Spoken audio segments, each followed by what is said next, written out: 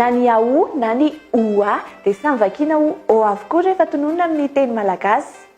Manova ny hevitry ny teny iray anefa ny trangam-pisehoan'ireo voateny roa ireo. Ny teny hoe mitsaoka sy mitsoaka ohatra dia teny roa samy hafa hevitra nefa dia samy vakiana hoe mitsoaka.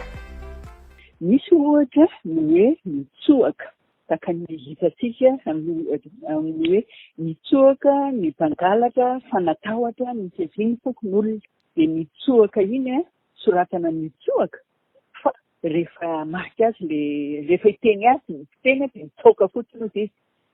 Ohatra ihany koa izao hoe misy fantsika mipetraka tamin'ny latabatra dia miala zany dia fantsika hoe mitsoaka ilay fantsika na hoe mitsoaka tamin'ny latabatra ilay fantsika. Izy anankiroa ireo zany ilay hoe mitsoaka dia entina ilazana fihetsika miala amin'ny toerana anankiray mankany amin'ny toerana iray hafa. Misy fivoarana zany sariteny manoveny fidavatra any amin'ilay hoe mitsoaka ilay fantsika izany hoe miala tamin'ilay toerana misy azy. Misy ihany koa anefany any amin'ny tontolo miasina.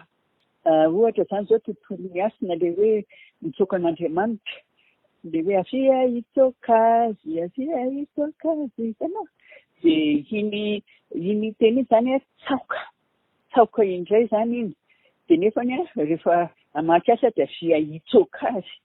Dia ohatran'izay koa ilay hoe mitsoaka tamin'ny nandalo ny mpanjaka ohatra dia mitsoaka azy ny vahoaka dia mitsaoka. Iny zany ilay mikohaka. Hamarana koa aza dia ity tsarovy fa samy hafa koa ny foto-teny mitsaoka nahazoana ny teny hoe mitsaoka sy ny teny hoe tsaoka ilay anondrontsika ny lakre indraindray.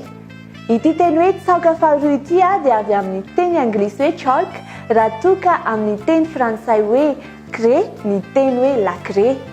Teny roa izay mitovy ny heviny na dia avy amin'ny teny roa samy hafa aza ny namoronana azy.